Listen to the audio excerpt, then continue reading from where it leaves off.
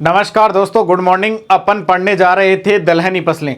दलहनी फसल अपन पढ़ चुके हैं, जिसमें चना अपन पढ़ चुके हैं। इसके बाद में मूंग और उड़द के बारे में पढ़ लिया था। आज अपन पढ़ने जा रहे हैं मोट के बारे में। मोट एक इम्पोर्टेंट दलहनी फसल है। इसका उपयोग चारे तथा दाल व दाने के रूप में किया जाता है। साथ साथ में इसकी बीकानेरी भुजिया और बड़ी इसकी काफ़ी पसंद की जाती है। और ये एक पौष्टिक भोजन के रूप में भी इसका उपयोग किया जाता है, क्योंकि प्रोटीन का मोट का यह अच्छा स्रोत है। पशु इसके चारे को बड़े चाव के साथ में खाते हैं दोस्तों। तो इसी प्रकार से अपन आगे बढ़ते हैं और मोट के बारे में 1 बाय 1 स्टेप पढ़ते हैं। जैसा कि आपको बताएं, ये मोट की फसल है। इसका बॉटनिकल नेम है विग्ना एकोनाटिफोलिया। विग्ना एकोनाटिफोलिया के नाम से इसको जाना जाता है और उसको जैक के नाम से भी जाना जाता है दोस्तों। इस प्रकार से मोट के दाने आपको सामने दिखाई दे रहे होंगे और ये मोट का प्लांट है। देखिए दोस्तों, ज़्यादातर राजस्थान में बहुतायत से मोट की खेती बीकानेर, नागौर, सीकर, झुंझुनू ज़िले के अंदर की जाती है। ज़्यादातर इन जिलों में काफ़ी मतलब मोट की खेती का विस्तार से आपको देखने को मिलेगा। आगे बात करते हैं अपन जलवायु की। जहाँ तक तो जलवायु कौन कौन सी सूटेबल है, लेकिन इसके बारे से पहले अपन कुछ चर्चाएं और कर लेते हैं मोट के बारे में, कि थोड़ा सा इसके बारे में जानना बहुत ज़रूरी है। देखिए, मोट का जैसे अगर उत्पत्ति स्थान की बात की जाए तो इसकी उत्पत्ति भारत ही मानी जाती है। भारत ही इसका उत्पत्ति स्थल माना जाता है। भारत देश के अंदर इसकी उत्पत्ति हुई थी सबसे पहले, और भारत में इसको सबसे पहले देखा गया है दोस्तों। और आगे बात करें तो राजस्थान में अगर सबसे ज़्यादा मात्रा में मोट का उत्पादन बात की जाए तो राजस्थान में बीकानेर ज़िले के अंदर सबसे ज़्यादा मोट का उत्पादन होता है दोस्तों। बीकानेर के अंदर सबसे ज़्यादा मोट का उत्पादन देखा गया है। उसके बाद में चूरू, झुंझुनू, नागौर और सीकर के अंदर माना गया है। इसके बाद में अगर अपन बात करें कि इसके अंदर प्रोटीन कंटेंट कितना होता है, तो प्रोटीन की मात्रा दोस्तों इसके अंदर 18 से 22% नाक की गई है।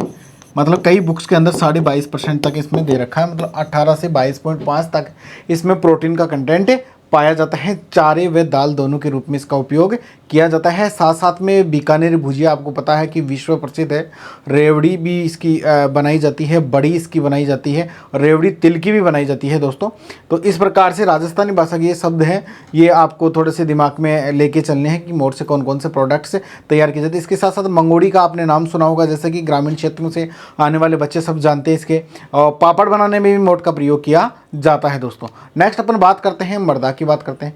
मर्दा मोट को कोई खास ज़्यादा इंपॉर्टेंट मर्दा पसंद नहीं है। नॉर्मल से हल्की सी बलुई दोमट मर्दा के अंदर भी आसानी से सर्वाइव कर जाता है। मतलब बलुई और जो दोमट मर्दा है उसमें आसानी से ये क्या कर देता है, सर्वाइव कर लेता है। और इसके साथ साथ में उसका पीएच मान 6.5 to 7.5 तक आराम से ये मोट सहन कर लेता है। ज़्यादातर बलुई रेतीली मृदा इसको पसंद है। जिन मृदाओं में ज़्यादा पानी भराव की समस्या नहीं हो, मोट की खेती आराम से इसमें की जा सकती है दोस्तों। मृदा के साथ साथ बात करें अपन पीएच की, तो 6.5 से 7.5 तक इसका पीएच मान ज़रूरी है। बलुई, दोमट, कछारी मृदा, इनमें आराम से इसकी खेती की जा सकती है दोस्तों। नेक्स्ट बात करते हैं अपन जलवायु की। तो जलवायु जहाँ तक बात करें, मोट आपको पता है कि खरीफ ऋतु की फसल है। कौन सी ऋतु की है? खरीफ ऋतु की फसल है।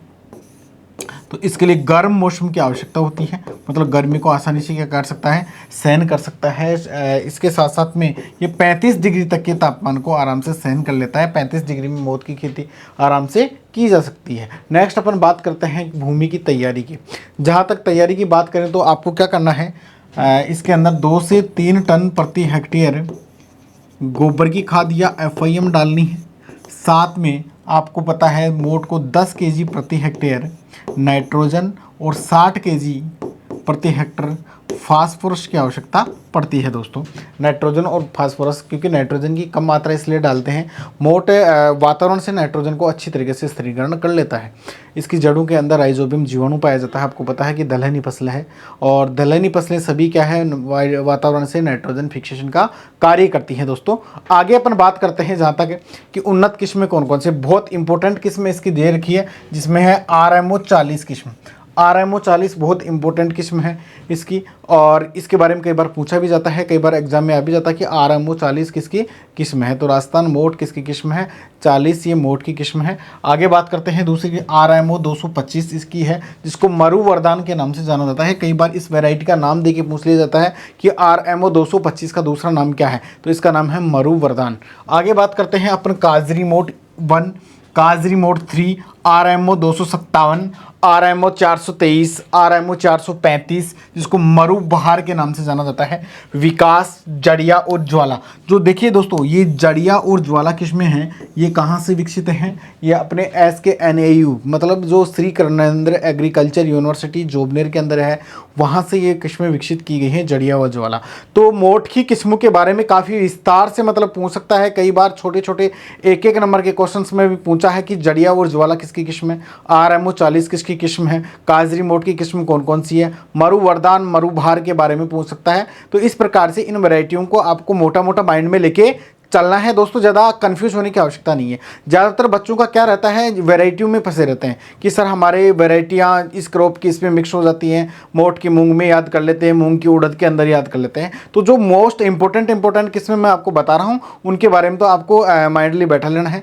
साथ में चार्ट बना के आप याद करेंगे, डेली 2-2 4-4 वैरायटियाँ भी याद करेंगे तो आपको अच्छी तरीके से याद हो जाएंगी, आपको कन्फ्यूज़ होने की किस्में ज़रूरत भी नहीं है। आगे बात करते हैं अपन बीज दर की बात जहाँ तक करें, तो अगर मोट की अगर मिश्रित खेती अपन करते हैं तो उसके लिए अपने को दोस्तों 4 से 5 केजी बीज दर प्रति हेक्टेयर के लिए सफिशिएंट रहती है। मतलब 4 से 5 केजी बीज दर मिश्रित खेती में अपन काम में ले सकते हैं।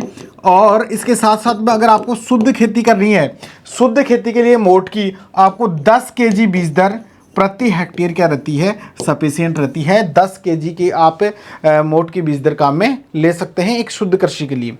साथ में बीजोपचार की बात जहाँ तक करें तो आप क्या करें, स्ट्रेप्टोसाइक्लिन दवा 100 ppm का घोल बनाएं और स्ट्रेप्टोसाइक्लिन के 1 घंटे तक मोट के बीजों को इसमें डुबो के रखें। बीजोपचार करते समय स्ट्रेप्टोसाइक्लिन दवा जिसका 100 ppm का आपको घोल बनाना है, ppm मतलब पार्ट पर मिलियन, इसका घोल बना के और 1 घंटे तक मोट के दानों को उसमें डुबो के रखें। उसके बाद में क्या करें, उनको निकालें बाहर वापस और क्या करें 5 ग्राम थायो यूरिया प्रति लीटर पानी के अंदर डुबोएं आपको, और इसमें घोल बनाकर क्या करें DMSO जो दवा है ये क्या करें 10 लीटर पानी में डालकर 4 से 5 घंटे तक इस सॉल्यूशन में मोट के दानों को डुबो के रखें।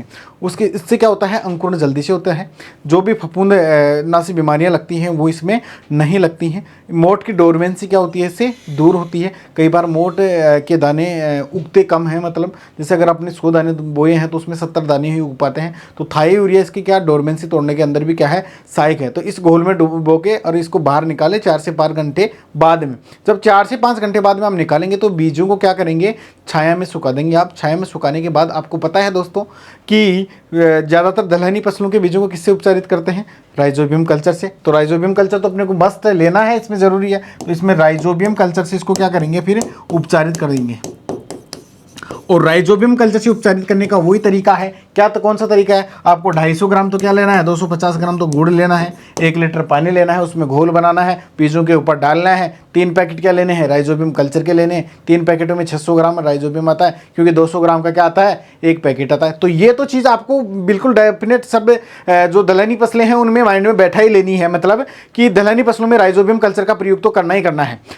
अदलहनी फसलें हैं या खाद्यान्न फसलें हैं उनमें एजेलोस्पायरम या एजेटोबैक्टर कल्चर का प्रयोग करना है दोस्तों। तो ये मोटी मोटी चीज़ें जो बीज उपचार में अपन सभी फसलों में एक जैसी काम में लेते आ रहे हैं, खाद्यान्न में एक जैसी लेते आ रहे हैं, दलहनों में एक जैसी लेते आ रहे हैं, तिलहनों में एक जैसी काम में लेते आ रहे हैं। तो आपको ज़्यादा माइंड पे लोड डालने की आवश्यकता नहीं है, ज़्यादातर इन फसलों में सबका सेम ही चलता रहेगा। जहाँ तक अपन बात करते हैं खेत की तैयारी की, तो वही खेत की तैयारी में भी क्या करना है, 1 जुताई मिट्टी पलटने वाले हल से करनी है, 3-4 जुताई कल्टीवेटर या देसी हल से करनी है, पाटा लगा के समतल कर लेना है, खाद उर्वरक साथ में जो मिलने वाले हैं मिला देने हैं और आगे खेत की प्रिपरेशन होती है। तो इसमें ज़्यादा लोड लेने की आवश्यकता नहीं है। मेन चीज़ें हैं, इंपॉर्टेंट वैरायटी है, बीज दर है, इनके रोग हैं, इनके बारे में आपको विस्तार से चर्चा करनी पड़ेगी, विस्तार से किताब में पढ़ना पड़ेगा और वीडियो को आप बार बार देखते रहिए दोस्तों। नेक्स्ट अपन बात करते हैं दोस्तों सिंचाई की। देखो मोट को वैसे ज़्यादातर कोई स्पेशल सिंचाई की आवश्यकता नहीं रहती, क्योंकि मोट क्या होता है ज़्यादातर वर्षा ऋतु में उगाया जाता है। तो वर्षा ऋतु में उगाने के पश्चात इसको 2 से 3 सिंचाइयों की आवश्यकता पड़ती है अगर वर्षित न हो तो।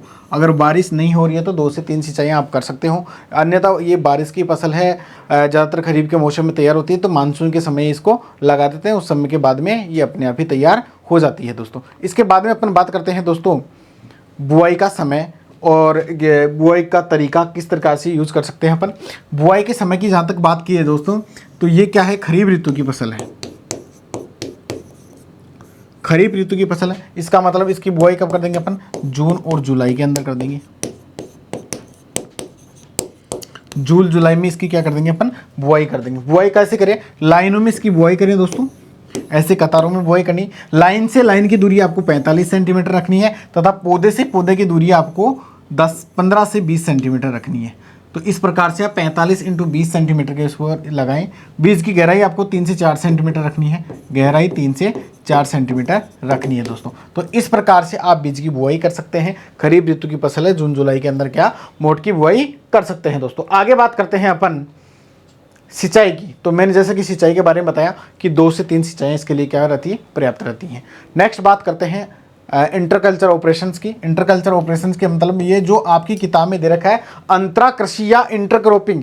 देखिए दोस्तों ये किताब में क्या गलत छपी है, और हर क्रॉप के अंदर एक ही चीज़ दे रखी है अंतरा कृषि, अंतरा कृषि। जबकि इंटरक्रॉपिंग क्या होती है, 2 फसलों के बीजों को एक साथ मिलाकर बोना, या 2 फसलों को अलग अलग, या 2 से अधिक फसलों को अलग अलग पट्टियों के रूप में उगाना। तो ये टर्म आपकी जो किताब में दे रखा है ये बिल्कुल हेडिंग क्या है, रॉन्ग है। आपको क्या इसको निराई गुड़ाई या वीडिंग या होविंग के नाम से इसको देना चाहिए था, लेकिन इसमें क्या गलत छपाई है। तो निराई और गुड़ाई कब करें, देखिए दोस्तों सबसे मोटी बात यह है कि मोट की जो फसल 30 से 40 दिन की हो जाए उसके बाद में पहले निराई गुड़ाई आपको करनी है, जिससे जो खरपतवार है, भूमि की एरिएशन या वायु संचार क्या रहता है, अच्छा रहता है। इसके बाद में आप क्या करें, पहले जब बीज बुआई कर रहे हैं उस टाइम में आपको फ्लूक्लोरीन का छिड़काव करना है। क्यों, क्योंकि इसका बीज बुआई से पहले ही क्या कर देना है, प्रयोग कर देना है दोस्तों। नेक्स्ट अपन बात करते हैं पादप संरक्षण की। इसमें कौन कौन से कीट लगते हैं और बीमारी लगते हैं। देखिए मोट का मुख्य कीट कौन सा लगता है, जैसे दलहनी फसलों के सभी कीट क्या है, आपको पता है कि मूंग उड़द सब में एक से कीट लगते हैं, उसी प्रकार से इसके अंदर भी जैसे कातरा लगता है, चित्ती जीवाणु रोग लगता है, मूंग में भी यही लगा था, इसका उपचार भी वही है सेम टू सेम। और पित्तशिरा मोजेक, ये क्या मूंग की मुख्य बीमारी है। तो इसी प्रकार से सेम बीमारियां इनमें भी लगती हैं। नेक्स्ट अपन बात करते हैं आगे कटाई और मंडाई की। जब मोट की फलियां हरे रंग से भूरे रंग में परिवर्तित होने लग जाए, इसका मतलब मोट की तुड़ाई आपको करनी है। उस टाइम में आपकी मोट की तुड़ाई कर लें, और जब दानों के अंदर 8 से 10% नमी बचे, 8 से 10% नमी की मात्रा रहती है, तब आप क्या कर लें, उन फलियों को थ्रेसिंग के माध्यम से दाने से अलग कर लें दोस्तों। इसके बाद में बात करते हैं इसकी उपज की जहाँ तक बात करते हैं तो 6 से 8 क्विंटल तो इसका क्या दाना प्रति हेक्टेयर प्राप्त हो जाता है, जो असिंचित क्षेत्रों में हो जाता है। 8 से 10 क्विंटल इसका सूखा चारा भी अपने को प्राप्त हो जाता है दोस्तों। तो इस प्रकार से मोट की फसल के बारे में अपन ने पढ़ा। ज़्यादा बड़ी नहीं है, वो छोटी छोटी फसलें हैं, ज़्यादातर इसकी वैरायटियाँ क्या है, इंपॉर्टेंट है। आगे दोस्तों अपन पढ़ेंगे अरहर के बारे में।